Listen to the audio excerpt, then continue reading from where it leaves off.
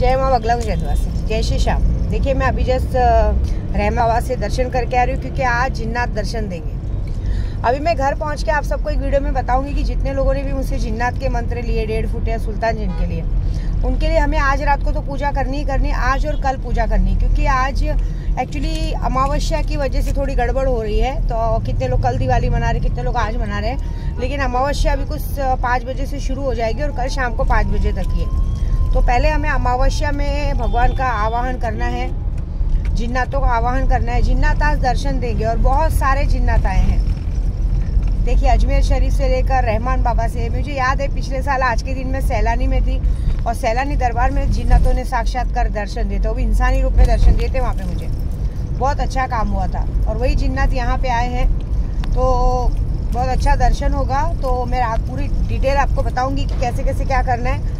आज और कल 2 दिन पूजे में बैठना है, कोई टेंशन मत लो, दरवाजा खुला रख के बैठना है। कोई हम लोग तांत्रिक विद्या कुछ नहीं करे, एकदम स्वास्तिक तरीके से, नॉर्मल तरीके से एक मोमबत्ती के दिए को जला के काम करने में सब तरीका बताऊंगी। तो बेफिक्र होके जिन्नातों का आगमन करो और पूरे दिल से पूजा करो, क्योंकि जितने लोगों को मैंने मंत्र दिया है उन लोगों को हो सकता है वो कुछ भी रख के जा सकते हैं, दे के जा सकते हैं। आपने देखा होगा कल मैं काली माता को दारू का भोग चढ़ा रही हूँ, चम्मच से पिला रही हूँ और रियल में उन्होंने दारू पी है। और वो मूर्ति यहाँ की नहीं है, माँ तारापीठ की है। मैंने वो मूर्ति तारापीठ से लेकर आई थी और आज तारापीठ में भी दिवाली की पूजा है। मैं वहाँ पे, मेरे एक अघोरी भाई हैं, उन्होंने, उनकी दुकान से मैं हमेशा सब सारे सामान लेती हूँ और मैंने उन्हें जब बोला कि ज़रा आप लोग भी दिवाली की पूजा वहाँ से करो, मैं यहाँ से करती हूँ, कुछ अपने को बड़ा करना है, तो उन्होंने कहा कि अगर आप इजाज़त दो तो यहाँ बलि पूजन सब अच्छे से हम आपका करवाते हैं और एक बड़ा काम करते हैं, एक बड़ी चीज़ का वो करते हैं। तो ठीक है करो, क्योंकि जो भी कल का तो शमशान विधि तो सब हुआ ही था वहाँ पे, आज भी है, क्योंकि देखा जाए तो काली चौदस और दिवाली दोनों पूजा आज होगी। तो आज बहुत बड़ी पूजा होगी, मतलब एक अमावस्या की पूजा हमारे में बहुत बड़ी मानी जाती है। तो तारापीठ में पूजा हो रही है और कल माँ ने दारू भी बहुत अच्छे से पी है। समझो पूरा एक खप्पर भर के दारू मैंने चम्मच से पिलाया है। एक आध बूंदी गिरा होगा लेकिन माँ ने पिया, अगर आप ध्यान से वीडियो में देखें तो। सबसे पहले मैं एक पंडित होने के नाते लोगों को भ्रम में नहीं डालूंगी। मैंने अपने यूट्यूब के जरिए बहुत सारे ग्रुप में बहुत सारे जनों को बोला कि आपके साथ बुरा होने वाला है, लेकिन किसी ने बात नहीं सुनी। आने वाले 7 दिन में उनके घर में मौतें होने वाली है, किसी की बच्चे की मौत होने वाली, किसी की क्या होने वाली है और किसी के खुद का बहुत बड़ा एक्सीडेंट या कुछ होने वाला है, जिसकी जिम्मेदारी उनकी है। मैंने 4 बार 5 बार लोगों को बोला। यहाँ पे लोग क्या करते मालूम है, अगर आप लॉटरी में पैसे डालने बोलो, लॉटरी के जरिए पैसा आने वाला है तो इंसान लाखों डाल देंगे, लेकिन किसी की जान की किसी को वैल्यू नहीं है। अभी भी मुझे मैसेज कर रहे हैं कि माँ हम कल पैसा भेजेंगे, परसों भेजेंगे, आप कर लो। पैसे भेजने वाली बात नहीं, आपके हाथ की चीज़ लगनी चाहिए। अगर हम आपको जानते परखते तो ये सारा सामान हम आपसे मंगवाते हैं। देखिए कोई बात नहीं, मैं कुछ नहीं कर सकती। आज का दिन टलते ही, आज रात को 8:30 बजे से इनके ग्रहमान शुरू हो जाएंगे और 8:30 बजे के बाद इनके घर में कभी भी आए दिन खबर आ जाएगी कि उनकी मौत हो गई। ठीक है, वार तो मुझ पर भी किया गया। देखिए इतनी सारी पूजा करने के बाद, हनुमान चालीसा पढ़ने के बाद भी मेरे घर में आग लग गई। भाई देखिए कारण कोई भी हो, लगी तो सही आग।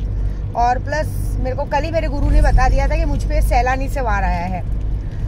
सैलानी से वार आया तो सैलानी बाबा बैठे वहाँ पे, वो देख रहे हैं, वो अपनी बेटी पे वार तो आने नहीं देंगे। लेकिन बात यही है कि मेरा किसी से कोई दुश्मनी नहीं, कोई लेना देना नहीं, लेकिन जबरदस्ती मुझ पर दुश्मनी निकाली जा रही है। अब मुझे बुरा ये लगता है कि शायद मेरी गलती, हमेशा अगर मैंने वहाँ आके अच्छे से बाबा की सेवा की है, पूजा की है, गरीबों को खाना खिलाया है, कभी अपने लिए छल कपट नहीं रखा है, तो क्या सैलानी बाबा का ये दरगाह पे यही बात होती है कि आप तो नक्शेबंदी के राजा है ना? तो नक्शेबंदी के राजा को अगर उनकी बेटी ने आके सेवा किया है, अपने हाथ से खाना खिलाया है, लोगों को खाना खिलाया है, तो उसके बदले आप मुझे ये देंगे कि लोग मुझ पे वार कर रहे हैं और आप आने देंगे? तो अब मैं देखना चाहती हूँ, आज अमावस्या है बाबा रात को, आज रात को मैं आपका आवाहन करूंगी। आवाहन तो करके आ रही हूँ, आपको चादर चढ़ा के आ रही हूँ। आज रात को अगर मैं आवाहन करूंगी, अगर मेरी दिल में सच्चे दिल से आपने मेरी पूजा स्वीकार की होगी, सच्चे सही में आप नक्शेबंदी के राजा है, होली के दिन आपके यहाँ सब आके सबकी पूजा करते हैं, तो जितने लोगों ने भी मुझ पे पलटवार किया है उनको पलटवार करके आपको 24 घंटे के अंदर पलंग पे सुलाना पड़ेगा। ठीक है, नहीं तो मैं समझ जाऊंगी कि आपका अस्तित्व ही नहीं है, आप हो ही नहीं। ठीक है, बाकी तो बात अलग है। दूसरा जिन्नात का है, मेरे को मेरे गुरुजी, पंडित जी सबने कहा वार किया, आज आपकी दिवाली बिगाड़ने की कोशिश की है। अरे पागलो, मेरी दिवाली ऑलरेडी नवरात्रि में हो चुकी है, देख रहे हो मुझे कुछ सजा धजा। मैंने ना धनतेरस को सोना चांदी लिया, ना दिवाली में कोई सामान लिया, जो बस घर में मिठाई भी मैंने अभी तक नहीं लाई है। मिठाई भी मैं कल लाऊंगी और गरीब लोगों को अपने से जो हमारे एरिया में मुझे मानते हैं, दीदी दीदी माँ बोलते हैं, उनके साथ दिवाली मनाऊंगी, उनको मिठाई बांटूंगी, खाना बांटूंगी। मैंने कुछ नहीं किया अपने लिए। हाँ देखो, मैंने आज तक कभी किसी के बच्चे के लिए बुरा नहीं सोचा, लेकिन मेरे बच्चों की जान लेने की कोशिश की गई। तो मुझे मेरे हनुमान चालीसा पे बहुत भरोसा है। कल मंगलवार है, दिवाली कल भी है, अमावस्या कल शाम को 5 बजे तक है। तो कल विद्या देवी 111 बार हनुमान चालीसा का पाठ सिर्फ इस मकसद से करेगी कि बाबा अगर मैंने किसी का बुरा सोचा होगा ना, तो इसकी जगह पे आज से मेरा ऐसा करना कि मैं हनुमान चालीसा का पाठ नहीं कर सकूं। लेकिन मैं आपका हनुमान चालीसा का पाठ बस इस बेसिक पे कर रही हूँ कि जो लोग इस पूरी दिवाली में मेरे पर वार किए हैं, जितने लोगों ने मेरे लिए बुरा सोचा है, जितने लोगों ने अपना काम धाम छोड़ के मुझ पे काली विद्या का यूज किया है, जिनकी वजह से मेरे घर में आग लगी है, उनके घर में आने वाले 24 घंटे में तो आपको आग लगानी है। आप तो लंका जला दिए थे अपनी पूछ से, आपके लिए कौन सी बड़ी बात है, आपने लंका जला दिया था। इनके घर में भी जरा जलाइए, इनके घर में भी ब्लास्ट कीजिए, गैस का बाटला फोड़िए। पटाखे फोड़ने की जरूरत है ना, पटाखों के धुएं से इनके घर में आग लगा दीजिए। मैं इतना जानती हूँ कि कल सुबह अगर हनुमान चालीसा हुई तो शाम तक आग तो लगेगी। अब देखना मुझे आग कहाँ लगेगी। देखो आप अघोरी से पंगा ले रहे हो। हमारा आज का दिन मेन है, हमारी पूजा हो चुकी है।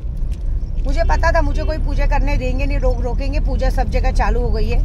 कामाख्या में पूजा मेरे गुरु कर रहे हैं, तारापीठ में अघोरी कर रहे हैं, मेरे गुरुजी कर रहे हैं, सब कर रहे हैं। मैं बैठूं ना बैठूं कोई फर्क नहीं पड़ता। मेरे 200 लोग कर रहे हैं। बाकी मैं तो बैठूंगी, मैं तो अपना काम करूंगी। कल भी मैंने आके काली चौदस की पूजा पूरी की, कुछ नहीं हुआ मेरा। मैं अभी भी बोल रही हूँ, आप मेरा कुछ नहीं बिगाड़ पाओगे। मैं आपका सब कुछ बिगड़ जाएगा। ये होगा कि आपको कोई बोलने वाला नहीं रहेगा आपका। तो जाने तो अब तुमने अघोरी से पंगा लिया है तो अब तैयार हो जाओ। तुम्हारे आने वाली 7 पीढ़ी में कोई सुखी नहीं रहेगा, ये विद्या देवी श्राप देती है। तुम्हारे घर में कभी किसी की शादी नहीं होगी, कभी किसी को बच्चे नहीं होंगे, किसी की औलाद नहीं होगी, कभी किसी को शारीरिक सुख का संतोष नहीं मिलेगा। जिस तरह से तुम सब चाहते हो ना कि विद्या देवी प्यार ना करे, अपने पति के साथ ना रहे, अपने बच्चों के साथ ना रहे, शारीरिक सुख ना ले, मैं तुम्हें श्राप देती हूँ कि तुम्हारे आने वाली 7 पीढ़ी में तुम्हारे बच्चे कभी किसी के साथ शादी नहीं करेंगे। अगर लड़की की शादी होगी तो वो विधवा हो जाएगी, लड़के की शादी होगी तो वो उसकी पत्नी मर जाएगी। शारीरिक सुख किसी को नहीं मिलेगा। जिंदगी भर निर्वंशी जियोगे और निर्वंशी मरोगे। ये एक अघोरी का श्राप है। अगर इस अघोरी का श्राप कट गया तो मुझे बोल देना, ठीक है। जय माता।